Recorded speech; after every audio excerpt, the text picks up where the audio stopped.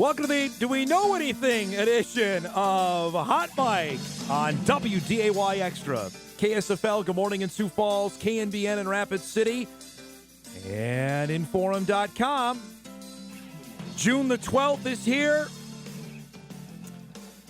We mentioned off the top, pretty good basketball game last night. We got Game 4 of the Stanley Cup Final later today. The Twins put together a pretty good outing. Good stuff going on at track. We're a day closer to the College World Series, getting ready for that. It starts tomorrow in Omaha. But the biggest thing we've talked about on this program, basically since, Friday night at 8 o'clock, why wouldn't anything in college athletics be signed off at 8 o'clock on a Friday night, was the judge approving the House versus NCAA settlement. And now in the aftermath of that, what is going to happen? And pretty pumped to have our first guest on, who's just got back from meeting with about 100 of his colleagues in Florida to try and figure out this mess. Matt Larsen joins us right off the hop, North Dakota State Athletic Director, back from I have to wonder, how was it contentious, this convention? What was the sense meeting with your colleagues and brethren in Florida the last few days? I don't know, contentious. There's definitely some angst, I think, from a lot of folks, probably your non-A4 folks. I think there's some angst, and especially since going into there was this quick turnaround time. The original date to have to opt in or opt out, or at least designate where your position was July 15th. And so it signed off on basically a week before. So pretty big decision for institutions to make. And you had 7 days to make it. You still didn't have all the information at the ready to be able to make a really good decision. And so so there was some angst from that standpoint. I do think the NCAA and the A4 conferences heard that loud and clear, and I'm sure we'll touch on the extension that was granted here earlier this week. Well, let's just get right to it. You're going to announce on our show, is NDSU going to opt into the House settlement? No, I want to get all the information and to be able to make the best decision possible for NDSU. So the good thing is the deadline to opt in now is June 30th. So it does buy us some time.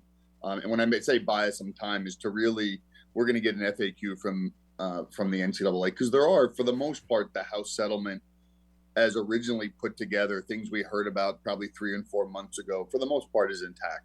There is a new element that I think is probably giving a lot of, I would call mid-major non-A4 institutions kind of a pause of, hey, maybe we do look at least that we're initially looking at opting out, the potential of opting in, and that's the grandfathering of rosters. I think the biggest angst for a lot of mid-majors who, are on schools where enrollment's critical and really important, having to trim down to a roster cap number, I think was a challenge financially, could be a challenge from a Title IX perspective. And so now the grandfathering gives essentially schools probably a 3 to 4 year, at least planning phase to have to get down to those hard roster caps. Matt, the nitty gritty of this is really hard to follow, even for me, and I'm in it. You do it every day. For the average fan, donor, how often is this a topic that is brought up when you've been out fundraising or just out, visiting? Is this something that is more spoken about that I think of, or is this going over people's heads and, hey, we want to see the athletes on the field? I think when it comes up in our circles with donors and fans at NDSU, I think it comes up in the vein of, we have to fix NIL and we have to fix the transfer portal. And then that spills over into, okay, well, here's where we are at the House settlement. Right. This is what it could mean for us moving forward, depending on direction we go. And what I would say to fans is, whether and same thing I've told our coaches. Originally, we were thinking about not opting in. For me, it's all about the institution, where you are, what your level of support is, regardless of whether you're opting in or opting out.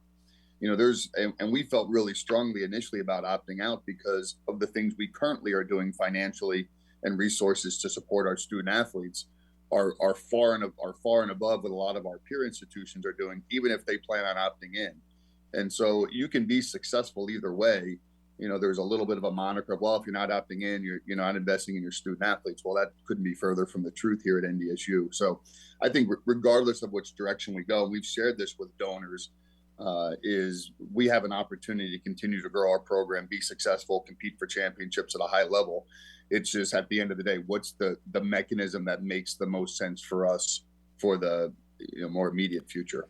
Matt, I look at it, Montana State, a peer institution of yours on the football field, has opted in. If they decide on football that they want a scholarship 80, to me, that would seem as a decided disadvantage for you if you do not opt in and you're still at 63. And I know you don't want to be in that spot. Is that a clearest reason why if we're going to be on the field and one team has 80 scholarships and we're still at 63, that might be the clearest indication for a reason to opt in?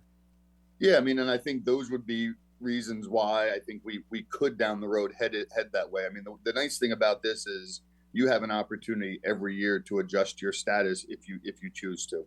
So let's say hypothetically NDSU was to opt out this year, your scenario comes to fruition, schools are starting to increase scholarships at the FCS level, we would have the opportunity then next year to then opt in. But the only thing I would say is and that's why initially our idea of where we're leaning towards opting out is I think across most FCS programs, conferences, one, the lack of funding to be able to significantly increase football scholarships, the Title IX issues that would present by all of a sudden adding another 10, 15 scholarships. And so you've seen some conferences have come out and said, hey, we're going to keep it capped at 65. Some haven't come out with that yet, but I think the flexibility now of instead of having, you still have 63 scholarships, instead of being capped at 85 counters, you can actually go up to 105 counters. Right. So if you want, you can split up that 63 even greater than maybe you currently are. But that would be something that I think would probably give us some concern if we opted out and you saw programs adding a significant amount of scholarships, because again, we would still have the opportunity through third parties to still financially support walk-ons, even though they're not a scholarship. So those opportunities would still be present, and we'd have the opportunity to do that. But yeah, this will be, my guess is in a lot of ways, we're going to look at this annually and just see where we sit. Do we feel comfortable what we can provide financially and be very, very competitive against other institutions, whether they opt in or not? If I heard correctly, the Valley ADs are set to meet on that about a potential scholarship cap for the conference. Is that accurate? We do. Monday we have ADs and presidents meetings, and so that'll definitely be a topic of conversation, because I think right now the Valley institutions are probably split. There's no doubt on that. Yeah. Where it's easier that when you have the CAA basically came out and said we're all in, it's easier to put some things in place. So we'll see. I mean, it'll be good conversations. We'll get a chance to hopefully have some honesty and transparency from our group, which I would anticipate in terms of where people are, what are they thinking, and then what does that mean for the league? Would that give you better guidance out of that and feeling of what you want to do out of that meeting? I think so. I mean, again, that's where I think getting information from the NCAA and just making sure all the things that how we understand it currently, whether you opt in or opt out, hold true. And then, I think getting some feedback from peer institutions, conference institutions in terms of what are they thinking, that both of those could influence where we ultimately end up. All right. I really appreciate you doing this, because there's a lot of layers to this, and I was trying to explain to our viewers the best I could over the last handful of days. And I know you're still trying to get answers as well. The first question I got Monday, Matt, was if you do opt in, where does this $20.5 million for revenue sharing come from? Can you, and I know it's not for every school. I don't believe North Dakota State is going to get to that level. So can you answer that? Where does the $20.5 million come from? So essentially the number $20.5 million, that came from basically 22% of 22% of the average revenues from Power 4 conferences. And there's certain revenues that are pulled out that they apply that 22% to. So that number for year one, it's $20.5 million. They'll apply that same math. Next year, it'll probably go up to 21.5, whatever it is. So institutions, now what goes into that cap? If you're opting in now, remember there's roster caps, but there's no longer any scholarship minimums. Right. So in baseball, if I want to go from 11.7 scholarships to now I have 34 people on the roster and I want to scholarship all of them, from 11.7 to 34, that money counts towards that $20.5 million cap. Okay. If I want to give more than $5,980 in Alston to X amount of student athletes, the difference between the original cap and whatever I'm giving them goes towards the $20.5 million cap. And then the biggest piece is being able to pay student athletes directly for their NIL. So Dom, you're a great athlete. You're our starting quarterback at NDSU or Omaha or Alabama, whoever. I think you're worth $1 million. I can give you $1 million. That fits under the cap.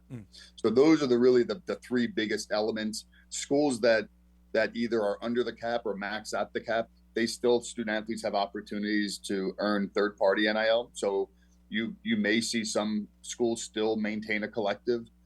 There's still opportunities for a student athlete in the local community to go out and sign an NIL deal. The biggest difference here is there is a clearinghouse now for all third-party NIL payments. So if you opt in or if you opt out, any third-party collectives, local community relationships, all that are in excess of $600 have to go through this clearinghouse and either get approved, denied, there's an appeal process, etc. So there's that new layer. Now, whether you opt in or opt out, all student athletes have the responsibility. They have to register those through this new clearinghouse. That's no matter what. If you're opting in or out, if it's above $600 for an NIL deal, it's got to go through the clearinghouse. For you to be able to pay directly, do you envision? Is it maybe raising ticket prices? Is it finding other sources of revenue to pay the athletes? Well, I think mid-majors, where if we had all this extra money laying around, we'd probably already be doing stuff with it, right? So I think mid-majors on every campus are really challenged with exactly what you're talking about. Are there new revenue streams, whether it's through, external revenues? Yeah. Is it ticket prices? Is it a talent fee on top of your tickets? Is it additional fundraising, going back to donors and saying, we need your help? Yeah. Or what I think a lot of mid-majors are doing, and I think why you're seeing a lot of mid-major non-A4s opt in is because their collectives have not been able to be successful. They don't have as passionate a fan base as we're fortunate to have. And so really the only way for them to really drive NIL is they have to bring it in-house, and they have to probably take a really hard look at their expenses. And I think what you're probably going to see, and this has been the fear, I think, of a lot of people in college sports, is does that now start to pull away on opportunities for student athletes for other sports? So basically, if we think we have to do X in NIL and we can't raise it all externally, well, then we're going to have to reallocate internally. And what does that mean for the sports that we currently sponsor? Does the number change? Does the level of investment in those programs change? And so I think from a mid-major standpoint, those are the real challenges that I think people are having on campus. And where is that money coming from? It's not coming from a lucrative TV contract, right? So where are those resources coming from? And if we can't do it all externally, we're going to have to reallocate from inside if we want to be competitive in X, Y, and Z sports. One last thing for Matt, then we'll break. We got him for a few more minutes after that. The other question that I got often and tried to explain on Monday was the back pay part of this. And this is for every Division I school, if I understand correctly, that no matter what, how is it over $200,000, $300,000 that North Dakota State will have to pay for back pay? That's non-negotiable whether you're in or out. Correct. Yeah. So just reminders for everybody, the back pay is a $2.65 billion back pay settlement amount. NCAA is going to pay $1.1 billion of that, and then the $1.65 is broken up, kind of consistent with how the revenue distribution model works in college athletics. So essentially, every institution, whether you're Autonomy 5 or mid-major, whatever, you have a role in paying the back payments, and we don't get an invoice. It's basically we get revenue distribution from the NCAA in a number of categories: sports sponsorship, grant and aids, academic enhancement, those things. Those are going to be reduced by whatever our percentage is. And so, I would say for the next 10 years, that's probably on average somewhere between $250,000 and $350,000. Because the other piece too is every conference also is getting a reduction. Yep. And, we're fortunate in the summer league because of our basketball tournament, because of some of the other things that Josh Fenton and the staff do, is we distribute money back to our institutions. And so there's going to be probably a little bit of a reduction there too. So that's when I say 250 to 350, that range there is, and at a level for us, that's, I think most mid-majors would say that's significant. That's a couple of positions. That's some scholarships. That's travel. That's recruiting. That's whatever it might be. Is that a potential if to do that you may not fill positions that are open because of the amount of money you have to pay in? Yeah, I mean, I think those are all the things that everybody's looking at. Oh. We've always tried, anytime we've had a budget reduction, we've always tried as best to hold our teams harmless. You don't want it to impact our student athletes directly and impact their ability to be successful. But I would also argue we're not overflowing with staff here either. And so if you start pulling back some way, shape, or form, that's going to indirectly or directly affect our student athletes, our ability to be successful. And so, yeah, I think we're looking at all of those things, and you try to, what's the path of least resistance where it's going to have the least impact on our ability to be successful in the experience that our kids are having here. All right, let's break. We got a couple more minutes with Matt. We'll do that now and then come back and try and follow up this, because there's about 8 other topics we want to get to here regarding this. We're just getting started on Hot Mic on a Thursday morning. We're back on WDAY Extra, Inforum.com right after this.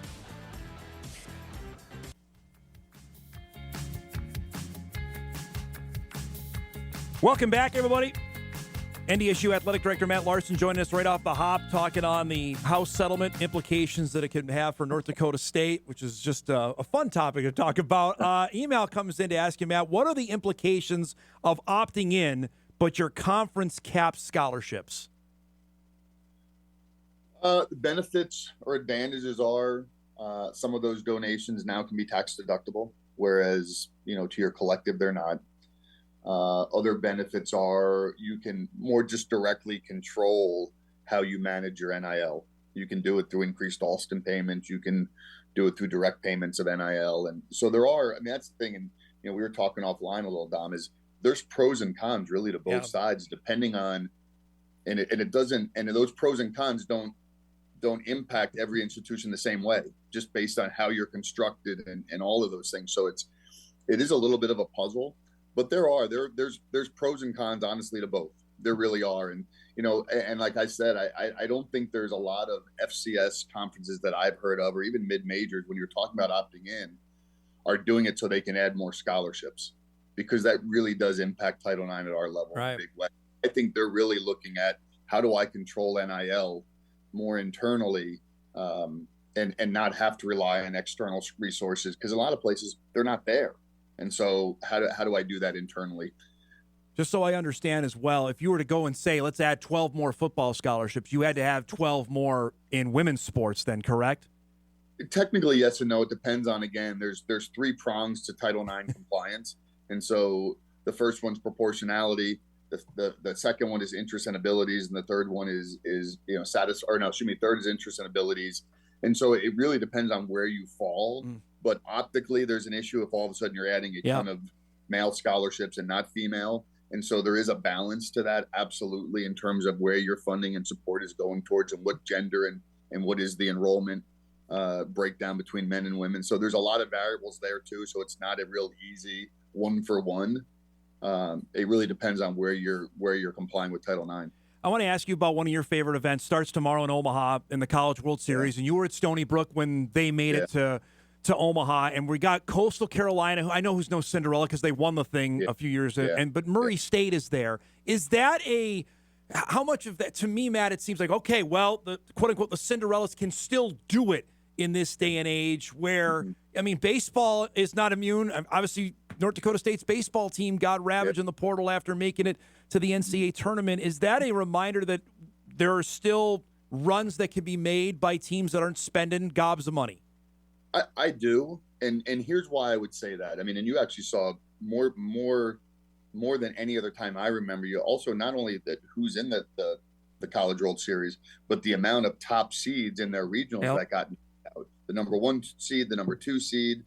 I mean, there was a lot that went down early on, and again, I still think there's great value, and I talked to our coaches about being able to balance. Yes, we need to financially support our student athletes. but it's still about finding the right type of person that wants to be here, that where it's bigger than the individual, wants to be part of a team and play for something. And I think at a lot of these larger schools, we've seen it in football, you have some really expensive rosters that aren't very good. They're not good football teams, or they're not good baseball teams because there's a ton of individuals there that are really out for my next payday. And so I do think that there's still an opportunity because there's really good athletics at our level. I mean, there's really good athletics and student athletes who are going to go on and do some great things. But when you can come together as a team, that's a lot more powerful than some really talented individuals sometimes. And so I do think there's opportunity down the road to see that. A couple other topics I wanted to hit on. We had Kyle Grooms on the show last week, who, by the way, I had no idea you guys were basically job hunting when he was up here for the Abilene Christian game. I know he was talking to you before the game. You're on the hiring committee on this. Can you explain for people how big of an impact is he going to have on a maybe day-to-day basis now in the Missouri Valley Football Conference?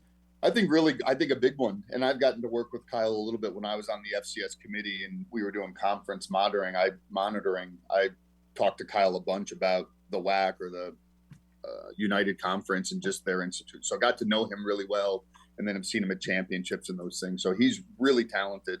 And he's basically been doing the job for the last X number of years too. But I think the biggest thing, especially we have a little bit of unique setup moving forward, but I think there's a lot of potential positives that come with that, is when you have Jeff Jackson as the commissioner of the Missouri Valley Conference and of the Missouri Valley Football Conference, Josh Fenton, commissioner of the Summit League, is the executive advisor. Really having that person that day to day is going to manage all football operations, and that's going to be Kyle. So he'll have really strong relationships with coaches. He'll be the first line of communication for them. Probably same with ADs to a certain extent. And really where we've challenged him in that position is, how do we grow the brand of the Valley? How do we grow some things? And we're leaders in the space on the field. How do we do it from a conference perspective too? And so I think and you saw the other day we announced we're doing an in-person media day in July down in Sioux Falls. So I think that's just a first step of where we're really going to challenge him to do a lot of those things. And like I said, he's done those before. And so I think it's going to be a really positive impact in a lot of ways. But he's got a lot on his plate in terms of managing officials and scheduling and branding. But we're also providing greater resources and support from the Missouri Valley Conference and the Summit League to really kind of come together and lift up the football league, which I think will be good. So he's coming from the WAC. Does that mean you guys are going to go grab a couple WAC teams then for the Summit Missouri Valley Conference? We got too much other stuff going on. Well, my brain can only hold so much. Well, because everyone has brought up as well, all right, well, if they opt in, does that make the Bison more appealing to FBS conferences, which I mean, that's a whole other road we could go down. But I guess I'll ask, does it, from what your knowledge of that, if you're part of that, if you're in, does that make you more on the table for potential realignment? I guess I'd go back to what I said earlier. To me, it still comes down to, you could have a school that's opting in and they have 4,000 people at their football games and they're really not revenue sharing with their student athletes. And so to me, it's the full picture of what North Dakota State provides: our level of competition, our national brand, our fan base, our ability to generate revenue to support our program. To me, those are the real determiners, whether we're opting in or opting out, to me. Now, a lot of FBS conferences, group of 6, I'm sure are opting in as a league. And so if that opportunity presented, then we would have to revisit. If we're not opting in at that time, we'd have to revisit that. But I personally would be shocked if somebody saw that as a return, because again, to me, let's look at NDSU as the full package. And boy, oh boy, I think I'd put us up against anybody in the country. 12 games going to happen. I know that's supposed to get signed off here for FCS starting in 2026, from what you know. I mean, there's a ton of support. I would be shocked if it doesn't, but I mean, I guess it's not done until it's done. But I do think there's plenty of support behind it for a lot of reasons, and from scheduling flexibility to additional opportunities, better non-conference matchup. I think there's just a lot of being able to showcase FCS on an opening. So I think there's a lot of reasons where it makes sense. Last thing and I really appreciate you doing this. North Dakota State, when you were first out on cost of attendance. You got in terms of FCS, I remember you telling me we want to lead the way on that. If you decide to opt in, how big a deal is that to lead the way for maybe the other Dakota schools that we're going to be out in front on this because we think it's important to do?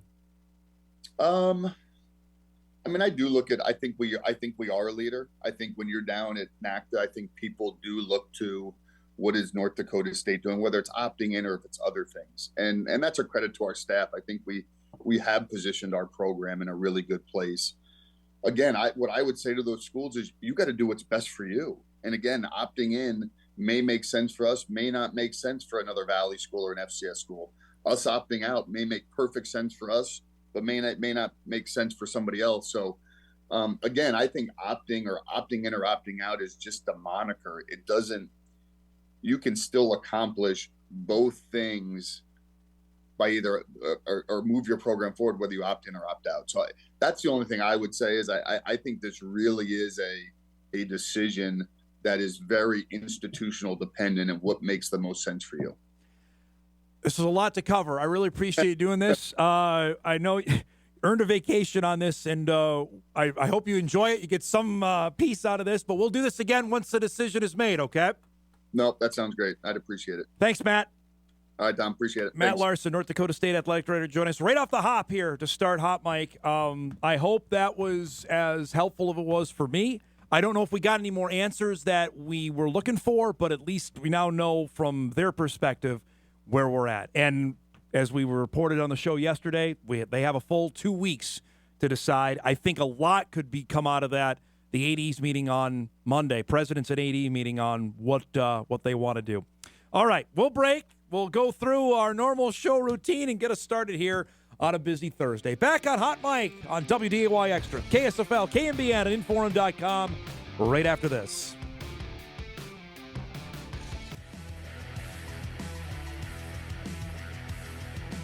All right. I can say now officially welcome to the show. I hope everyone appreciated that. That was pretty thorough, I thought, and Matt gave what he knows now, that they haven't made a decision yet. I still tend to think, from reading the tea leaves, people I've talked to, that North Dakota State will opt in. I know South Dakota's AD, John Schemmel, tweeted yesterday, and he's a pretty active guy on social media. He's a younger guy. Tweeted out that he's updating what he can. We're still working through our decision to opt in or not. Main goal is to protect our student athletes' roster spots this year and beyond. We will not cut anyone due to roster limits this year regardless. There are still many moving parts to all of this, so we're trying to get answers as quickly as we can. We'll have extensive communication strategy internally and externally when we have 100% of things clarified, and it'll be as soon as possible. If you weren't confused right now, you'd be crazy. I am too, as is our entire industry, including the Power 4 schools. I know also our colleague Tom Miller from the Grand Forks Herald spoke with Bill Chaves yesterday and said that UND is leaning towards opting in. UND was probably the first to be public on the record they were going to opt out, but with the grandfathering in, and we mentioned this on the show Monday, that I think changed the appetite for a lot of mid-major FCS schools. So, and Matt cleared up a couple things that I was wondering about or we're talking about as well, that maybe not necessarily it's upping scholarships. Maybe you spread them out more over your entire roster if you do opt in. There's a lot of point-counterpoint to it. It's a lot. I get it, folks, and some I know have pushed back on saying, Dom, you're talking about too much. I really don't understand it. Don't give a rip. I just want to pay attention to the games. But my point is on that, the games will be impacted by this, even more so than they are now, more so than the era of what we've dealt with the portal and unlimited NIL to now, if there is at this level where one school has a decided advantage, like I talked about with Matt, than the other, then that's going to cause a ripple effect on the field. You'll see it there. So that's my point of why we discuss it, because there is a direct correlation in my mind to what could happen on the field or the court. And we got a few more emails on that we'll get to in just a bit. All right, let's go through a little bit what happened last night. Shout out to our friends that emailed the show that I didn't know the Texas Rangers as well as maybe I should. I certainly know them now. After yesterday, though, Minnesota Twins took care of Texas, got a solid pitching performance out of David Festa, and in the process now of a chance to win a series. Although they fell behind. I know this guy. I know Marcus Semien. He was on the World Series team from a couple years ago. Blasts a home run to start. Texas got off to a 2-0 lead on Minnesota. Thinking same old. Here we go again. They scored 16 runs on Tuesday. Byron Buxton showed out last night. That is another highlight reel catch you can add to the resume reel.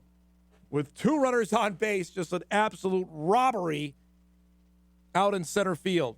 And making sure he didn't collide because you thought he was going to hit Willie Castro there in the top half of the third inning. And, of course, how it works in baseball, he would come up in the bottom of the third and absolutely crush this out of the camera shot, 479 feet for a 3-run home run to give the Twins a 3-2 lead in the bottom of the third. Again, when he's got it going, when he's healthy, he's one of the best. His 11th home run of the year to give the Twins a 3-2 lead. Willie Castro would add to that in the bottom of the fifth. This is just a laser to left center. That's going to clear the bases. Ty France and Matt Wallner will come in. It's a triple for Castro and give the Twins a 5-2 lead at that point. Carlos Correa would come up with some big-time plays both at the plate and in the field. This is an incredibly difficult catch. Over the shoulder and makes a dynamite play in the top half of the 7th inning to keep it a 6-2 score. Twins bullpen did the job that they needed. Duran came in, worked the 9th. This is the final out of the ball game, and the Twins pick up a really solid 6-2 win over Texas behind 6 strong innings from David Festa to strike out 4, and even this series up at a game apiece with a rubber game coming up later today. Big night at the plate, as we mentioned, for Buxton and in the field. Castro with a couple of RBIs. Correa added one later in the game. As the Twins had lost 6 out of 10 heading into last night, stem that, and now they can go for a series win later this afternoon. See, Ty Francis keeps getting on base. He's been on base 22 consecutive games. Finale today. Upstate New York's own Patrick Corbin from Baldwinsville, New York, will throw against Bailey Ober. That's a matinee. It's a noon start at Target Field for the Twins head out on the road, heading to Houston, I believe, this weekend, as they'll wrap up their homestand, see if they can get a winning homestand out of it. That's where the ball hit that Buxton hit last night, which 479 feet away. That is a long ways from home plate. So good win last night. The basketball, as I tweeted out at about 10 o'clock last night, was pretty good. Game 3 of the NBA Finals lived up to what we hoped for inside Gainbridge Coliseum in Indianapolis as the series shifted at a game apiece. The Thunder dominated Game 2. Yeah, I mentioned it on the show yesterday. Felt Indiana, if they're going to get one, it had to be last night. And frankly, for 2.5 quarters, it looked like the Thunder were going to do it to them again. The stars were out last night. Reggie Miller was in the house, which was fun. Caitlin Clark has had a front row seat for every game. Front row to see Tyrese Halliburton hit a big 3, put the Pacers up by 3 late in the first half after he'd been held in check basically in the first 2 games of this series. He started making some big shots. There's another 3 to give the Pacers a 3-point lead late in the third quarter. But the Thunder put a rally together. That's a nifty feed to Chet Holmgren for the and one. Chet had a rough fourth quarter, but right at the end of the third, Jalen Williams hits his 3, puts the Thunder up 5. Like, oh boy, here they go. OKC up 5, going to the fourth. But then it all turned around. Andrew Nebhard knocks down the jumper. Then, I don't know what Caruso's doing, throws it right to TJ McConnell, who was unbelievable off the bench last night. There's a quick 4 for Indiana. So it's tied up at 98. Halliburton off a screen. Of course, cans a three. Place is going nuts. He had 4 threes in the game. His dad was back, loving every minute of it. Pacers are up 3. They're up 5 here. Obi Toppin with a throwdown. Why can't the Knicks find players like him? I can never get over what he did to the Wolves back in March. Place is going nuts. It's a 7-point Indiana lead.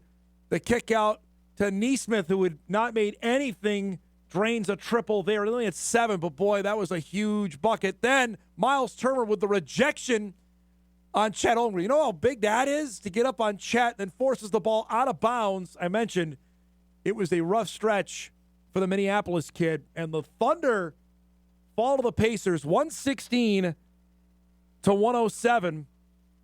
Indiana now leads the series 2-1. That was not a fluke. Game 1, you could maybe, it's okay, they had a last-second shot to give them game 1. That was not the case last night. They flipped that game. They went from 5 down to 9 ahead. That is quite the flip. They have not lost back-to-back games, the Pacers, since early March. See that 10-0 since following a loss. It's the biggest reason why they're playing for the NBA championship. So it's 2-1 for Indiana. Game 4 is just tomorrow night, folks. We only have one day off. So that's tomorrow night, 7:30 on WDAY. We know Game 5 will be necessary. That'll be Monday night back in Oklahoma City. And suddenly, Game 4 becomes awfully important for the Thunder. Because if the Pacers are able to get that one and go up 3-1, boy, that's tough. Only LeBron James and the Cavs, 2016, were down 3-1 and able to rally and win. And they had to win 2 of those games on the road, Game 5 and Game 7, to win the NBA championship that year. We'll see. It's going to be a dynamite atmosphere. It was great again last night. The crowd was loud. It was fantastic. For those that may not be interested and not watching, you're missing out on some pretty good hoops. I'll say that. It was fun to watch last night. 2-1 now, Indiana leading Oklahoma City. Some others be a 5-game series. I think we're going 6. We might go 7. I'd be hard pressed to think the Thunder are going to lose 2 games in a row, but remember what happened in that Denver series? Remember they got pushed to 7 there. We'll see what happens coming up tomorrow night. Last thing, and got a couple emails to get to. Got to show our guy. We had him on the show last week. Thompson Sam Roller, who was competing last night at the NCAA track championships in the javelin. 10th time in 10 years the Bison have had a competitor at the NCAA championship in the jav. And he said, you've got to get my best throw out there. He had his best ever throw to qualify just to get to Oregon. Before the competition, he was named the Elite 90 athlete, and then he went and threw last night. And his first throw was his best throw. This one here that he uncorked, which is pretty darn good. Again, the conditions seemed like they were good to go last night. He threw 198 feet 9 inches on his first attempt, and that was with the best of the 3 that he would end up having. He ended up finishing 24th overall. You can see the high throw there was 252 feet, which is ridiculous. Ended up being honorable mention All-American. And as he told us, though, on the show last week when he joined us, that this was fantastic, but real life is awaiting him. As he's already been accepted to med school. He's off to do that. There's the award he got for the Elite 90 winner, which that's the 21st Elite 90 award won by an NDSU student-athlete, which is crazy, including 9 of them since 2021. That means the highest GPA in the entire field. We've seen that happen at football, like the highest GPA of the 2 teams there goes to a certain athlete. 4 NCAA Elite 90 awards in 5 seasons at NDSU men's outdoor track and field, which is wild. And he's doing it in a particularly difficult field. The fact he's going to med school, congratulations to Sam. He mentioned to me when I interviewed him up at NDSU before he went to the West Regional that just to make it this far, I think he exceeded his own expectations from getting out of high school and seeing the names and the pictures up on the wall. That was something he was hoping to achieve, and he's done it now with an honorable mention All-American at the NCAA Track Championships. Just getting there is quite the accomplishment. So congratulations to Sam on that. UND will have a couple competitors today. The men went yesterday in the first day. Women go today. We had Kenna Curry on the show on Tuesday. Jaden Keeler we've had on the show as well. She'll be competing in the 5,000 or the 10,000 meters coming up tonight. So we'll have our eyes fixated on that in day 2 of the NCAA Track Championships. We're due for a break. We'll get caught up in a couple emails, wrap up our first hour. Got a fun second hour of guests. The St. Cloud Power Hour is back with our guy Sam Goetzinger, and Alec Ausmus going to join us coming up in our second hour. Rolling along on a busy Thursday. Hot mic. We're back after this.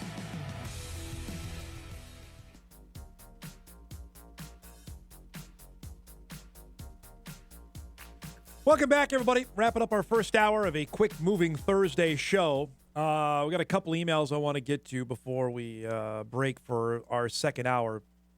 I got to show this tweet, by the way, from our good friend Jace Frederick. This is fantastic. U.S. Open is underway. Just started, I think, at 5:30 Central Time. This is really good. U.S. Open all-cast idea is to show all the worst shots in guys at the bottom of the leaderboard. Gives us a broadcast of what most of us want to watch on the first 2 days of the tournament. Give me that now. That'd be fantastic. It'd be what we got right now. We don't have any featured hole coverage. Tonnage is fine. If you want to come on at 5:30 in the morning and stay on till 7 at night is great. But give us also what we're used to, which is certain holes get on television. JJ Spawn is currently in the lead at 4 under. Our guy, Tom Hoagie, will tee off as part of the afternoon wave. He'll go off at 12:30 today, Central Time, out at Oakmont, which is regarded as maybe the most difficult course in the country, just outside of Pittsburgh. So he's missed the cut at the Open the last couple of years. We'll see if he's able to play. I mean, scores this weekend are going to be astronomical. The fact that anybody's 4 under par is wild to me, but Rory's at 1 under. Adam Scott at 1 under. Rory's played 10 holes so far. Bryson DeChambeau, the reigning champion, is even through 11. Wyndham Clark, who won the Open a couple years ago in L.A., is even through 10. So we'll keep our eyes fixated on that, certainly over the next few days. A couple emails in on our first topic with Matt Larsen. Dom, opt-in seems to be the best option to me. Bringing the primary sources of NIL and scholarships back under the one umbrella of athletic department operational control is important. You heard, I think Larsen mentioned that a couple of times, that they would have more control over NIL, which they have none right now. Frankly, nobody does. That was a big part of this. I think collectives are still going to be a thing, though, especially at the power schools. I still think NDSU's collective is humming. We've had Jay Bartley, numerous. I think it's probably worth a conversation to have Jay back on fairly soon, whenever this gets settled, on how their role changes. If NDSU does opt in, I'm interested on how their role changes in this, and if they don't, what kind of pressure that puts on the Green and Gold Collective to amp up what they have been doing. I will say, since Tim Polisic became head football coach in December of 2023, that has become a pretty lean outfit. They are the reason why Bryce Lance is still a Bison. You can go right there. Yeah, they're not gonna be able to keep everybody, but they've got a pretty good strategy. Dave Richmond's got a pretty good deal going with men's basketball. Jory Collins has got reason why Jossie Schiller is a Bison. Green and Gold Collective had a piece of that too, folks. Let's not be pie in the sky and naive about how some of those came about. Okay, like they've lost people. Yeah, they've also been able to either retain or add because of it too. So it's not all bad. But this is a huge decision. This is up there. I really believe that this is going to be one of those defining decisions. if they decide to either opt in or not. I really believe that could be, and I understand it can change from year to year, but I always think, if you're out in front, and that's why I asked Matt about the cost of attendance question, because I can remember him telling me that. It was early in his tenure, I think a year in. We want to be leaders on this. We want to be out in front on it. And they were the first in the FCS to do. They made other schools follow them. And I think that's a spot they like to be in. You could do that by opting in if you think it makes financial sense. I think they can do it. It's a question of whether everybody else is on board. We're going to find out. We got about 18 days for a decision is going to be made. We'll break. We come back. We'll start our second hour. Sam Goetzinger will be in studio. Alec Ausmus coming up in about a half hour as well. As we roll on here on the Thursday morning edition of Hot Mic. We're back on WDAY Extra right after this.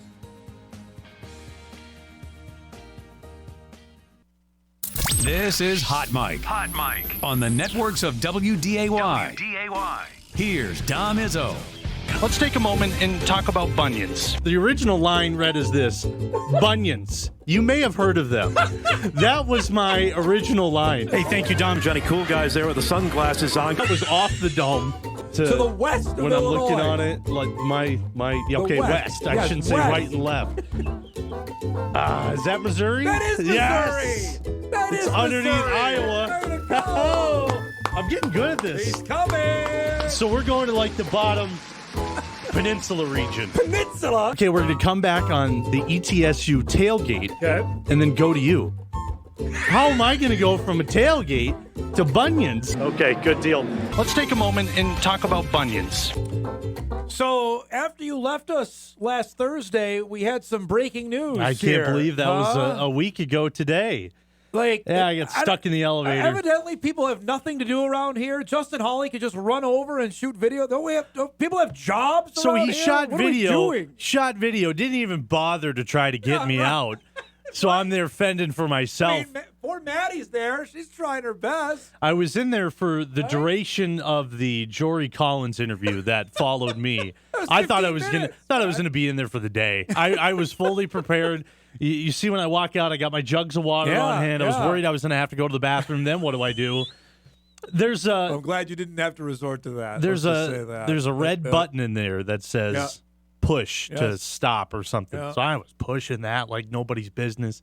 And come to find out 15 minutes later, you got to pull and then push, and then magically the doors open. So I felt stupid that I was already on the floor I needed to be on. Well, I would just, first off, glad you're okay. Yeah, I'm here. Second, I'm here. never go in that elevator ever. I already have since then. Really? I've worked here for nearly 20 years. I've went in there, I think, twice total. Now, just that is not my cup of tea on there. I get scared. Sometimes it gets caught, and you're still about a foot from where you're supposed to be, and you trip off the elevator. So I'm done. No. I'm done with that. The whole level. I went in there once since then. I was nervous the entire 2 minutes I was in that elevator. So never doing that. All right. We're glad you're doing okay.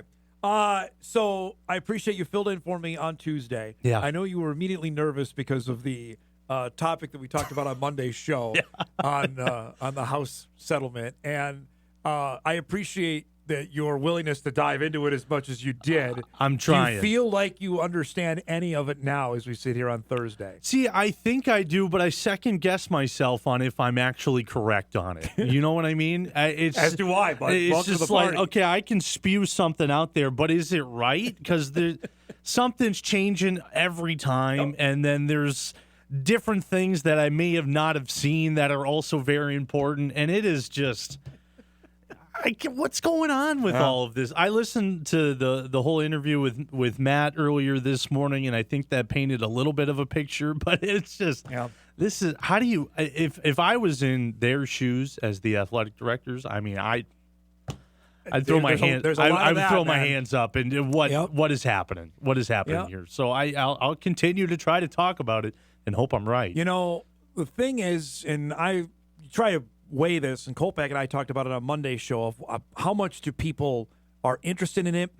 Maybe it's our job to maybe make them interested in it or have them know what's going on, because I do think there is a correlation to what will happen on the field. Right. Because of this, Well, I totally we'll directly relate to that. Well, you put out that poll on Monday on where people lie on the situation, and I voted, didn't know anything. And that show on Monday really helped out with clearing some things up.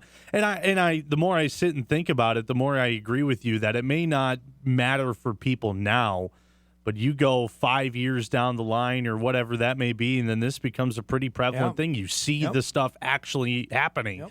And whatever impacts it has, not just on the football fields, but the basketball courts, the diamonds, volleyball courts, what have you, soccer fields, it's going to impact all that stuff. It's also going to, from what I understand, it's going to impact regular everyday students. Is that right? Yep. So it's more than just athletics at this point. It's a mess that the NCAA created themselves. They could have solved it 20 years ago. Yeah. They decided not to, and now we got to the precipice of them blowing up, that they could have gone bankrupt, that they had to go and do this. What I find interesting and what makes it very hard to follow is how many phases we have gone through, even over the last year. You go from, we were talking about this yesterday upstairs, you go from what NIL was supposed to be, and that was like little brand deals, to now money just being thrown out there, and now you go to this where who knows, roster cuts, scholarships, all that stuff. What I am interested about now is the NIL part of this that goes above the $600. Like,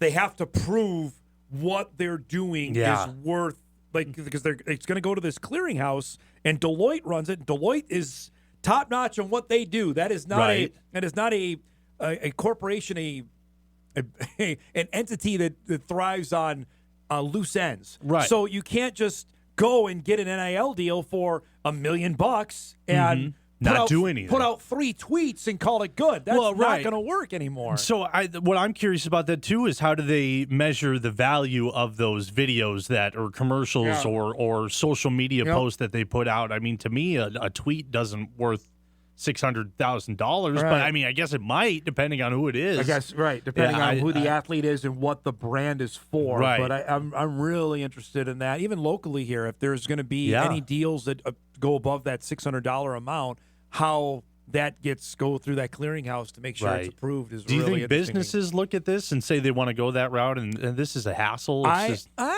don't know. It depends on who the athlete is. Yeah, I guess. If it's Cole Payton, the starting quarterback at North Dakota State, we're going to go down that road because he is recognizable. Mm-hmm. It's a brand, and we think it's worth our return on investment on that. Okay. I would think with some others, maybe not. Yeah. Maybe not. There's more hoops to jump through in order to get an advertisement out there or something, and that stuff's got to be fairly quick. How fast does this stuff turn around? Because, again, though, the enforcement of it is the whole critical part. Yeah.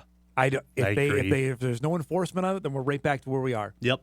And all of this, we've just been flapping our gums for no reason. I wonder what's going to happen if there is enforcement. What's that first? Right. What's the penalty? Yeah. Right, what happens there? Like, nobody has an answer on that. Mm-hmm. I brought that up on Monday. Okay, so what happens if you break it? Yeah. What are you going to get suspended or something? What's the rules on that? The NCAA's had no teeth for the better part of 15 years on trying to do anything, and they have less now because of this settlement. I don't know.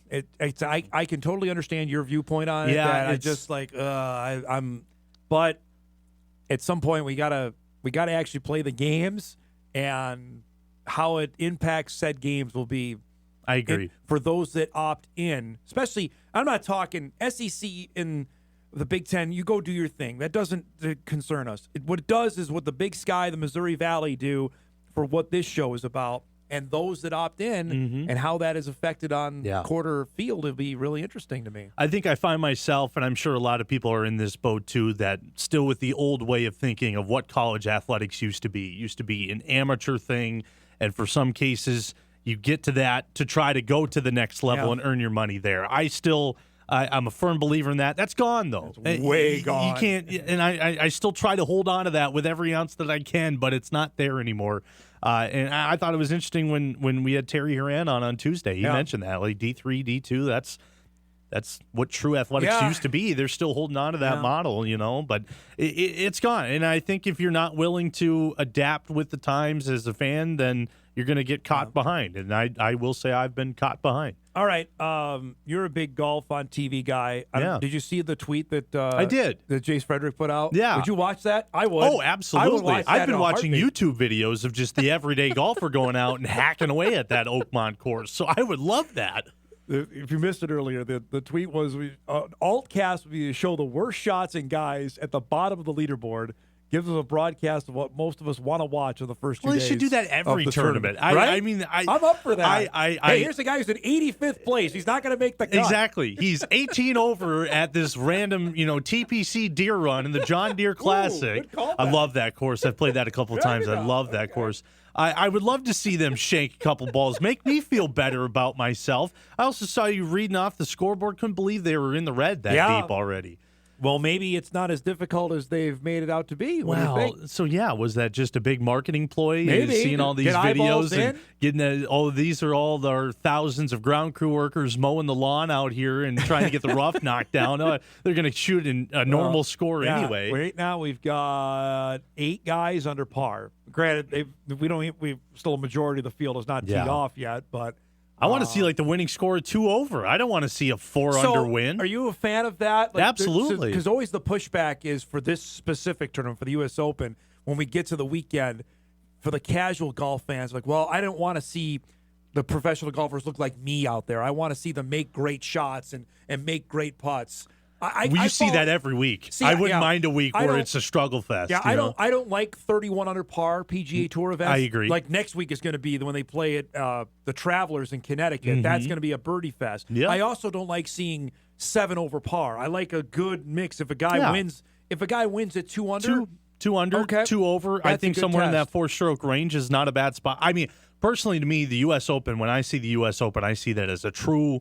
This is the hardest test you're going to have all season. Maybe the actual Open as well, depending on the weather conditions out there across the pond. But I want to see this as rough is hard to hit out of, which they said it was going to be. Greens are tough, and I want to see some of these guys get frustrated. I want to see a couple of 2-foot shots, where you can't get it out of the grass. I don't want to see a guy throwing his club and just this is impossible. I do. That doesn't. I'm not a huge on that. I obviously, apparently that's not going to be the case this week. Evidently not so far. But I wouldn't mind seeing a little blow up. You bring out me, you bring out Kyle, you bring out Eric. We have a blow up just like that every single week on the course. I want to see someone else do it for once. Tom Hoagie is teeing off later today. He has not made the cut. I didn't know this since 21 at the Open. He's missed the cut the last 3 times, and it's not for the faint of heart, man. You got to play. You got to be around. I'd say 3 over probably make the weekend. Most likely. Probably it's too early to even maybe project that. 3-6 somewhere around there. I would imagine the scores will drop down tomorrow. I have one last thing before we go to break, and you have to speak for. I know it's maybe not your favorite sport. It's the one sport I know you've called quite a bit here. The end of Game 3 on Monday night. I know you touched on it on Hot Mic of the end of the hockey game. Oh yeah, and this is something my dad and I have debated about for years. Because he will not watch hockey because of this, of the fights that happen, because won't watch it because of it. And the huge hit that obviously happened on McDavid and the Oilers took. Once they were getting boat raced, Edmonton decided, you know what, we're going to turn this into Friday night fights. And I have grown up with the sport. I love it, but I cannot defend it when something like this happens in the 3rd game of the Stanley Cup, of the championship series. Yeah. And I don't, Edmonton somehow thinks they've sent a message now to Florida. Right. The Panthers are the reigning champs, man. They've been boat racing teams to get to the final. I don't understand why this had to happen, and I don't understand why hockey still lets it happen, Sam. Why? Because I can't argue anymore. My dad, unfortunately, the older I get, the more right he gets. I don't know why they allow fighting to happen. Yeah, but on the flip side of that, this is why a lot of people tune in. They want to see this. Really? Yeah, I've heard from a lot of people that just watched for this. Now this is a little different because this was building. This line fight here with 9:30 left in the 3rd. This was building throughout the game. Obviously, Edmonton frustrated with how the game went, and it spurred into this. I can agree with that's not the right way to do it, but I think there is a strong population out there that loves seeing fights in hockey. Do you so take this one out of equation, and let's say it's a regular season game, middle of the year, and a fight spurs out. You're not for that at all? I'm okay if you want to settle a score. This seemed like it was planned. This seemed like, okay, so let's go to the Four Nations and with the Kachucks going out there and starting a fight right at the beginning of the game. Everybody loved that, though. Everybody loved it. You know what it did for me? There was some good hard body checks. Yeah. There was some good clean hits. I'm all for that. The fight part of it didn't do anything for me. No. I will say that this was a very physical game. Yeah. And I think I'm okay they were all with very that. fair. This seemed, I mean, like we're getting into the end of it. Like, no, I got no. I think there's a time frame to do it, and because if I remember right, at the very end of the game, as they were leaving the ice, there was some back and forth. Game's over. Just let's get a move on. Do you think it happens again tonight? Do you think something like this will start the game? Like I don't think it will start the game because I think these guys are smart. They realize there's something bigger on the line. Yeah. You got to win the game, and what's the point of getting all these penalties and getting some of these guys out of the way, But I don't. I'm a fan of fights. Yeah. It's a part of the game. You can't deny that. It's a part of the game, and the officials, they'll let it go for a little while, and that spurs people into it. They want to see physical hits, which that game had, and some cases a fight that brings up excitement. See, this is not picking on you, but that argument is the same I've heard of like why people watch NASCAR because they like to see the cars crash. That's the only excuse. I don't like that at all. I agree. Watch NASCAR because I like to see how fast guys can go. Yep. I love to see them draft. I like to see them pass. That's why I don't like seeing accidents. That's not. Because it's a serious thing, especially in NASCAR. Right. This is serious too. That somebody could got seriously hurt on this. I totally get that, and I totally agree with your sentiment on NASCAR because I've thought the same thing too. Why would you want to see someone get into a near-death experience? No. And I just think when the spotlight is the biggest on the sport. Yeah. This is my last thing. I know we got a break. This is now the biggest talker of the final. It's not on how Florida's 2 wins away from going back to back, and can McDavid rally his team now because they're now down 2-1, and can he ever win a Stanley Cup? That's not what's going to be forward. Well, there wasn't much else to talk about from that game. Yeah. It was going rowdy, forward. but going forward, starting I would tonight, agree. that's what's going to be talked about. I think if you pull in casual fans, they would have loved that. That's why, and I always denied this. That's why hockey is a niche sport. That right there. I can agree with you. You don't get that in other sports. There's no brawl in the World Series. When a guy gets hit, you know what I mean? We're not going to have a bench clearing brawl in the World Series. It's not going to happen. In the World Series, I got that. You know what I mean? In the rare occasions, a guy gets hit by a pitch and they charge the mound. I think those are dumb. Yeah, I think those are dumb. At least these ones. If there's a reason to start a fight in hockey, I'm for it. This one, I think they just flared, and I can't think of a time, and Eric can maybe correct me because he normally does, when the benches have cleared, like in the World Series or not in the World, LCS. I can't remember anything like that. That's what I'm talking about. Like, have we seen guys swinging each other in the Super Bowl? Likely not. No. I don't know why that was allowed in the Stanley Cup final. It's a different beast. It's a different. Some people love it and some people don't. It just kind of depends. Yeah. To me, it depends on the situation and if it was warranted. I will agree with you in that game. I don't think. Obviously, it wasn't needed. It was just obviously Edmonton, emotions were high. Edmonton was PO'd and they were going to get their piece of it, but I shake my head at it. I appreciate our conversation. When was that? Get on there before we go to break. Yeah, I'm curious about this too. World Series bench clearing brawl. Sorry, it wasn't the World Series. It was the ALCS. When? The Rangers and the Orioles. The Orioles pitcher drilled. Hang on, let me look at I think it's Marcus Semien. He drilled them. Doris Garcia. This is 2022? 2023. 23. Astros and Rangers. The Astros pitcher drilled Garcia. Was that when the Rangers played the Cardinals in the World Series? No, this is when they beat the Diamondbacks a couple years ago. There was a benches clearing brawl. So in the ALCS. Yeah, in 2023.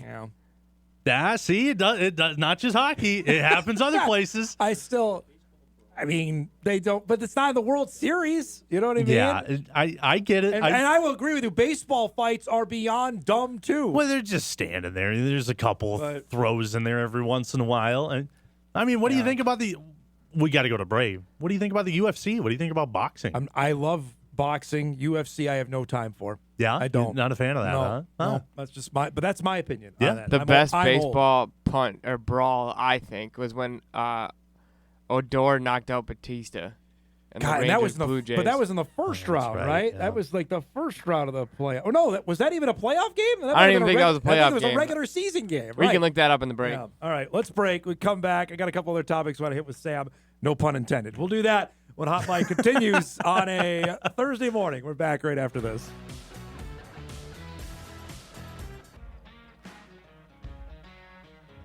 What is that? What am I looking Eric's been at? trying to get you to look at that photo all morning, what and is you it? didn't look up. I'm sorry. That was I had a concert on my driveway one time dressed as Ozzy Osbourne. All right. Yeah.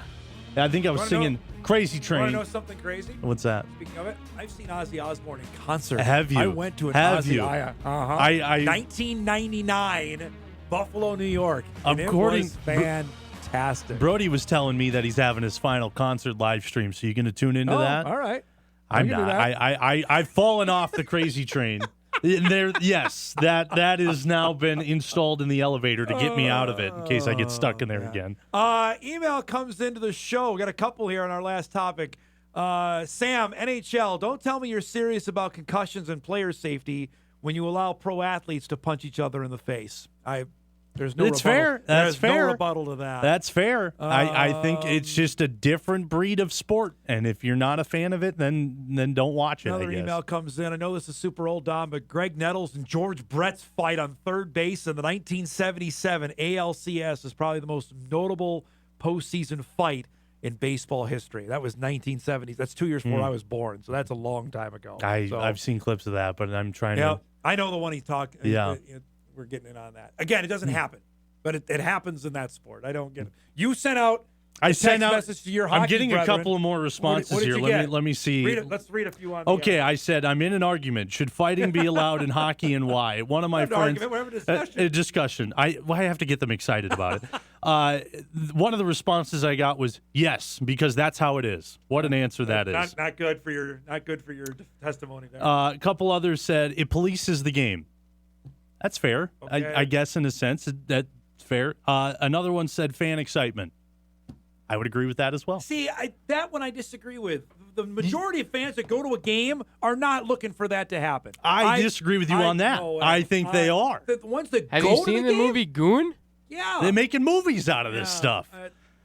The ones Goon that was a go- horrible movie, Yeah, by the way. the It was movie so bad. It was a horrible movie. I say the fans that spend money to go to NHL games, I don't believe they're looking for that at all. I've been to 20 some odd NHL games in my life.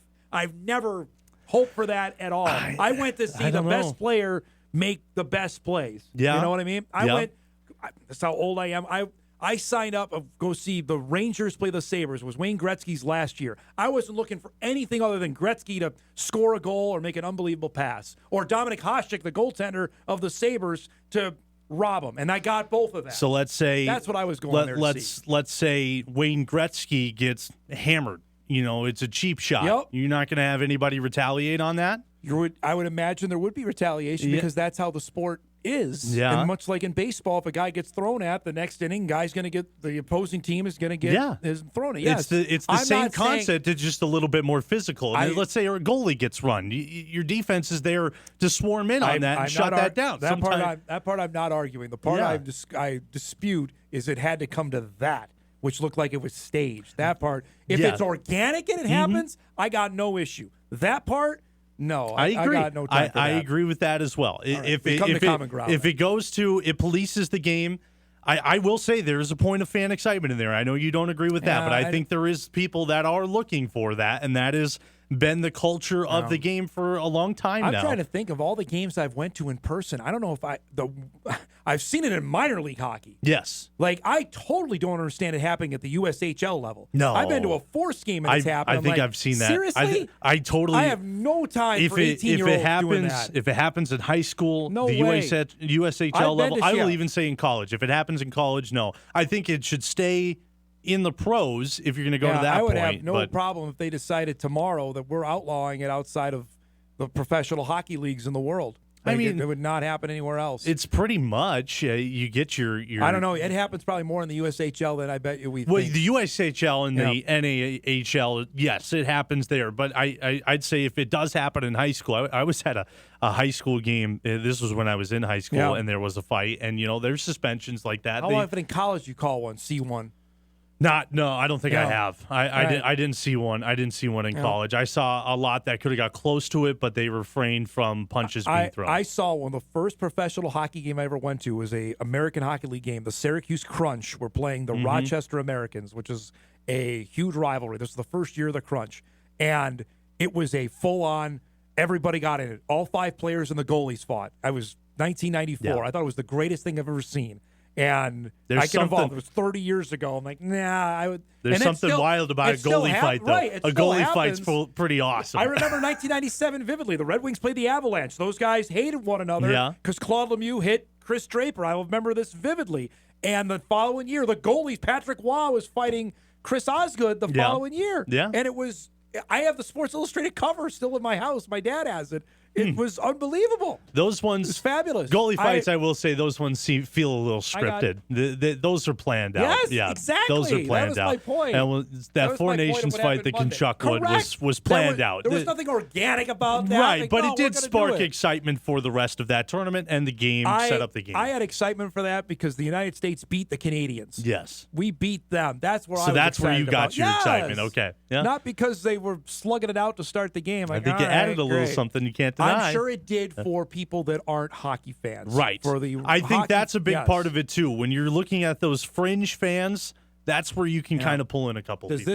this add more viewers to tonight? I don't think so. No, I don't think so at all. No. No, I think what you're going to get in this is what you're going to get.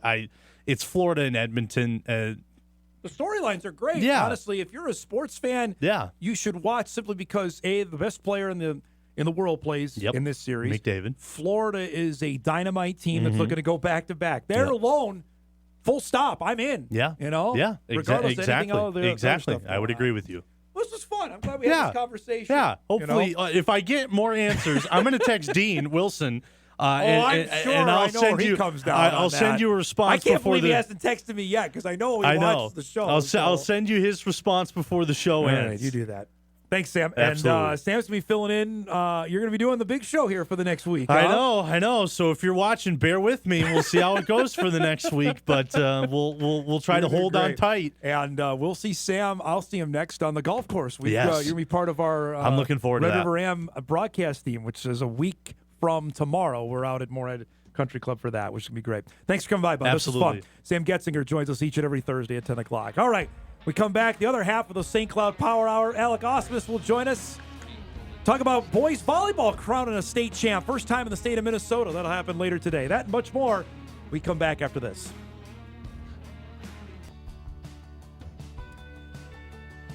Welcome back, everybody. Thursday show, final half hour. Boy, we've rolled through this one.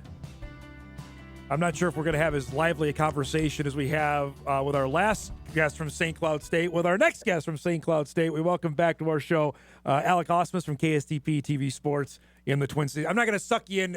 Getzinger and I were talking about if hockey fights are needed after what I saw in the Stanley Cup final. You being a Husky, I don't know if you'd side with him or not. But I was wondering if I needed to chug a Red Bull or something, if the energy needed to get ramped up here. I have no worries. You're going to be good on that because you've been all over the state tournament beat. I know you were out at golf yesterday down in the Twin Cities. We've got a couple other tournaments still wrapped. I just like the fact North Dakota, we've been done for 2 weeks. That Minnesota, we're still going for a few more days to wrap up the spring season.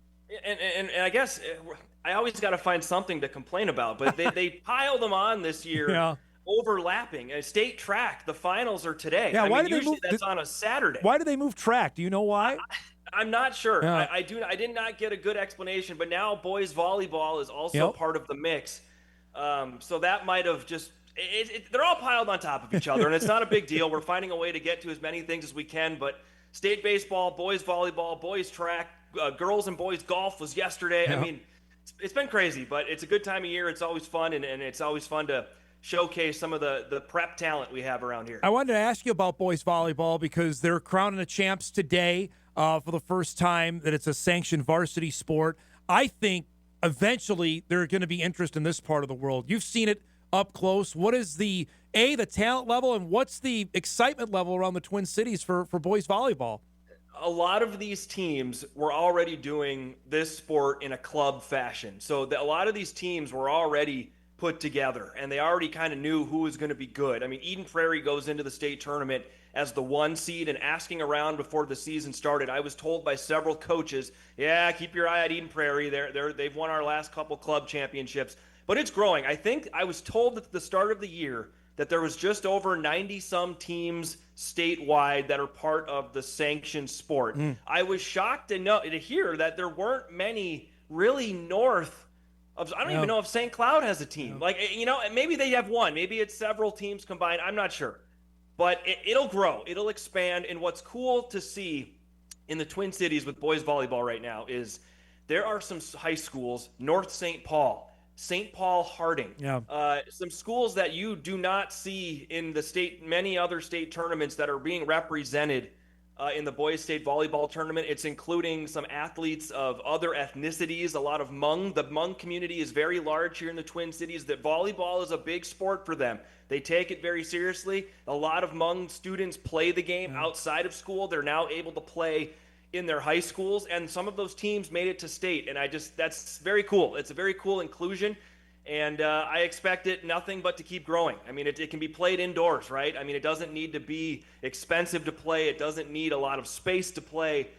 So it's a good move. It was a long time coming, and it's great to see. Lacrosse has been eminently popular up here since Moorhead got it. I want to say, 6-7 years ago, Alec, is when the Spuds signed off. It's already, I know how popular it is in the Twin Cities, but for those that don't follow, it's a big deal down where you live. It is a big deal here, and we're starting to see more athletes going to the next level, the D1 level. I mean, what's cool is Lakeville North has two twin brothers, the Piscatello brothers. One of them, Blake, he became the state's all-time leading goal scorer this year, and his brother Carson became the state's all-time assist leader. I mean, so these records keep breaking, and unfortunately, that state record will probably get broke next year or the following year, right? Like, the sport is continuing to get better and better, but it's fun to watch. I didn't have much exposure to lacrosse, boys or girls, before I started working in sports media. I mean, I went to a small high school. We certainly didn't have any lacrosse to watch or play. I didn't start really seeing it till I moved down to Madison, Wisconsin, and covered it in southern Wisconsin and saw some of that. But yes, here in the Twin Cities, it's a step past boys volleyball. There's more teams. And obviously, as you mentioned, it has an entity up in your guys' neck of the woods as well. But it's awesome. It's fun. It's a good sport. A lot of scoring. It's not like soccer, and that's not a jab against soccer, but there's a lot of scoring in lacrosse. It keeps the energy up. There's no doubt on that. State baseball is going as well. We saw Moorhead play yesterday at CHS Field. They've done this, gosh, Alec, I don't know how long, at least a decade, that Target Field gets to host the state championship games, which they will on Saturday. That's the neatest thing. I know getting to play at US Bank Stadium is really cool. Xcel Energy Center, Target Center. Playing at Target Field, that's a really neat deal as well for the baseball guys. There's something about playing on a big league field, just baseball specifically, and in the 4A, Class 4A, playing over at CHS Field where the Saints play. I mean, that atmosphere can be pretty cool as well. And some years, 2 years ago, I think, the state championships were at CHS Field. I don't remember if the Twins happened to be home that weekend where everything had to be at CHS, but it's a little smaller, but the atmosphere is great. And I think, Minnetonka, that's who beat Moorhead. They're a pretty good squad. Jack Butterworth, they have a really good pitcher. He's going to Arizona State. I saw Cretin-Durham Hall is still alive. Farmington, they always, every year, they just seem to have kids that they really breathe baseball in Farmington. And I know I'm missing one team in that Class 4A bracket I can't think of off the top of my head, but yeah, that's coming up, Dom, and it's always cool to see. And Target Field's a special place, and that was kind of the first crown jewel, right? I know the Twins won the World Series in the Metrodome, but when Target Field was built and it opened up in 2010, at that time, that was kind of the crown jewel of arenas, of stadiums here in the Twin Cities, and it still kind of holds that aura, and it's very cool to see the high school seasons end there. I don't want to get you in trouble. Champlin Park was the other one. So when you go to Champlin, I don't want to give you a hard time. That's the other team in 4A that's left. But the baseball town, we talked about this the previous time you were on. You've gone on and done stories. I mean, it's really good in the Twin Cities right now, and that's as we cover the Summit League up here, that's the St. Thomas's benefit because that's right in their backyard. Absolutely, and some of this talent are pitchers. Yeah. Okay. It's not that really good catcher, and that's great. I just mean there's a kid from Mounds View going to Miami. There's a pitcher from a small town, Rockford, committed to Tennessee. As I just mentioned, Jack Butterworth going to Arizona State. Those aren't small programs. That's not small-time baseball. Tennessee is in the SEC, for crying out loud. Miami made a deep run into their super regional and lost to Louisville this year, one win shy of going to the College World Series in Omaha. So that's the kind of talent we're talking about. The travel ball, Dom, is insane, and I know it's everywhere now, but that's almost what it takes. And the pitcher from Mounds View that's going to Miami, he told me that he got discovered playing in a tournament in Georgia, and then from there they played in a tournament in Florida, and that's where Miami started to see him. But the talent around here is good. It's good baseball, and as I mentioned, the kid going to Tennessee, that's Rockford. That's a Class 2A school, okay? Yeah. This isn't just the Eden Prairies and the Wyzettas of the Twin Cities. This baseball talent is expanding to some of the smaller schools as well, and on the softball side, we have a couple girls going to the Gophers and stuff. I mean, it's great. And pick a school, pick a class. There's a D1 athlete somewhere in there that's worth seeing. Couple minutes left here with Alec. The Lynx finally lost a game. Is it time to write them off now after losing for the first time last night? No, absolutely not. This team is for real. They've shown us all season that they can come back from being down. They can win without Nafisa Collier. I can promise you, even when they were 6-0, 7-0, when I would go to a practice, Cheryl Reeve is still on them hard. These are hard practices, all right? She's been on Courtney Williams trying to elevate her point guard game. I mean, so these are hard practices. Even though they're 6-0 at that time, 7-0, 8-0, they still want to be better. Tough loss, no doubt. But this team, they don't play the New York Liberty until July, and then they play them 3 times in a row in August. Those are going to be the real games. Right now, the Lynx need to just focus on how do they match up against the Liberty moving forward, because I have a good feeling it's going to be a rematch of last year's WNBA Finals. Which is best of 7 now after last year was just best of 5. They changed that. I know you were out at Egan at Vikings minicamp. Give us the lowdown of what you've seen out of the purple with J.J. McCarthy there. Josh Oliver got his deal, I think, the day you were out there of what we're seeing before they wrap things up before training camp in 6 weeks.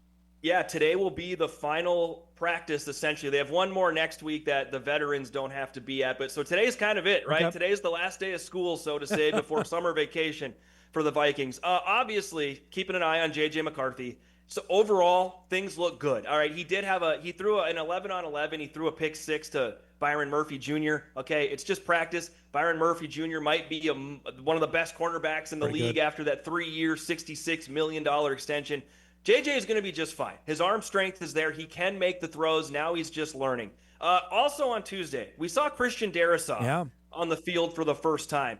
That was great to see. He may not be ready yet by that Monday night season opener at Chicago, but he's out there right now. Okay, he's got a massive brace on his knee that he tore a few ligaments in midway through the season last year against the Colts. But Darrisaw's out there. That's good to see. And Darrisaw is what's interesting about Darrisaw is he's going up against Brian O'Neill a lot in practice. Brian O'Neill's there, so you got these vets that are there.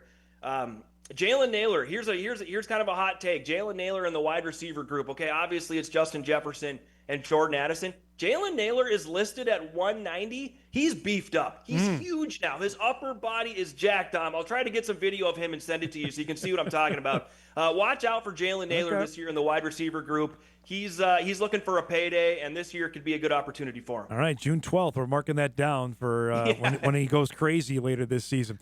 Great to see you, bud. Thanks so much for doing this, and we'll talk soon, okay? All right, always a pleasure having me on. Thank you. Alec Ausmus joins us from KSTP down in the Twin Cities, giving us everything going on the sports scene, both high school and the pros down in Minneapolis, St. Paul. We'll take our final break. We come back. We'll wrap things up and get you ready for a great Sports Thursday. It's already started with golf. We'll update that as well. Hot Mike will wrap right after this.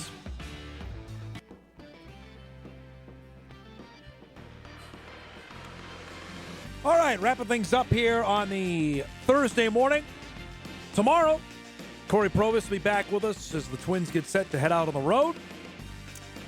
Looking forward to that. Also, I believe, let's see, I guess I got this confirmed as well. Dustin Martin, Detroit Lakes girls golf coach, will join the show as well. Lakers won another state title, something they've done frequently since 2012. That's coming up on the show tomorrow.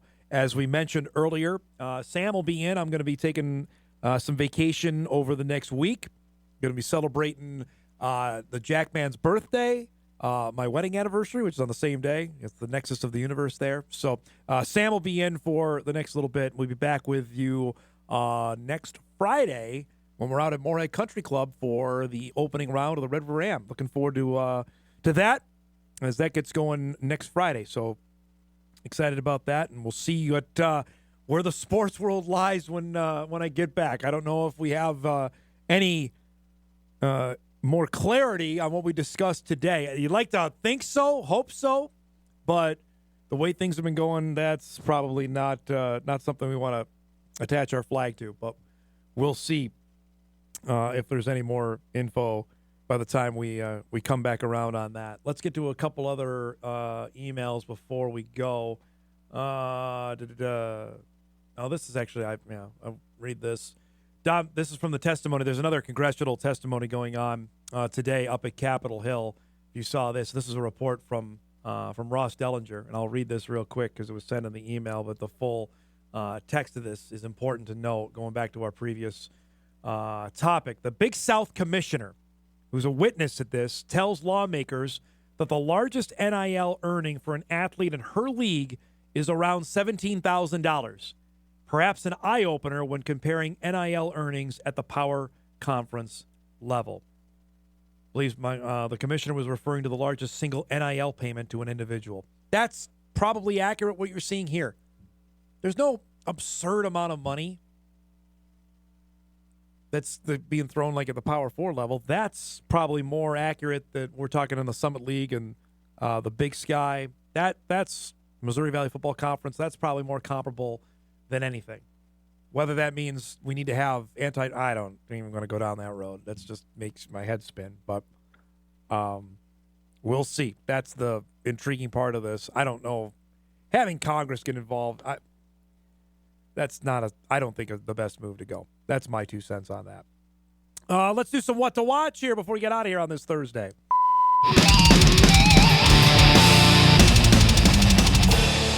All right. Rangers and Twins coming up here at noon on Twins.tv as they wrap up this homestand. They lost 2 of 3 to Toronto. They split with Texas, see if they can finish this homestand at 3-3 before they get out of town and take on the Astros. That's coming up at noon. The U.S. Open is going on as we speak. They got on the air at 5:30 this morning. J.J. Spawn is still your leader at 4 under par through 15 holes. Siwoo Kim, Thomas Dietrich are each at 2 under par. Let's see any other notables near the top of the leaderboard. Ludwig Oberg and Rory McIlroy are each even through 15 and 13 holes, respectively. Our guy Tom Hoagie will tee off at 12:30 today to begin his U.S. Open. And we talked about it plenty. Game 4, Stanley Cup Final tonight, 7 o'clock on TNT. Oilers and the Panthers. Florida leads the series 2-1. Panthers win. They have a chance to win the Stanley Cup over the weekend. If the Oilers win, we got a 2-all series with the best of 3 coming up after that with Game 5 due over the weekend. We got to roll. Thanks to our guests today, to Matt Larsen, to Sam Goetzinger, and Alec Ausmus. If you missed any of the show, you can podcast it later today at inforum.com. You can watch a full replay on WDAY+. Everybody have a great Thursday. I'll see you back here next week. Sam's back here tomorrow. Have a great Thursday, everybody, and we'll see you tomorrow.